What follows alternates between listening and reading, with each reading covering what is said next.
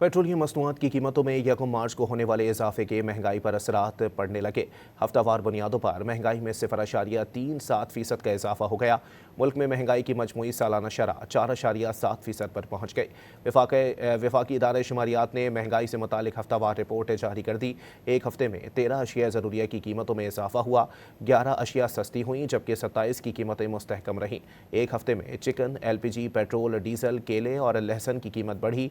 Beef, mutton और दाल माश की कीमतों में भी इजाफा हुआ। इदारे शुमारियात के मुताबिक टमाटर, अंडे, प्याज, आलू, कुकिंग ऑयल, दाल चना और दाल मूंग सस्ती हुई। पेट्रोलियम मसनूआत की कीमतों में यकम मार्च को होने वाले इजाफे के महंगाई पर असरात पड़ने लगे।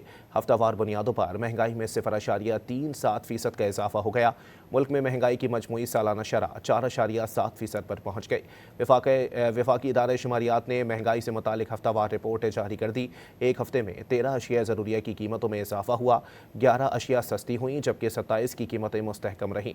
एक हफ्ते में चिकन, LPG, पेट्रोल, डीजल, केले और लहसुन की कीमत बढ़ी। बीफ, मटन और दाल माश की कीमतों में भी इजाफा हुआ। इदारे शुमारियात के मुताबिक टमाटर, अंडे, प्याज, आलू, कुकिंग ऑयल, दाल चना और दाल मूंग सस्ती हुई।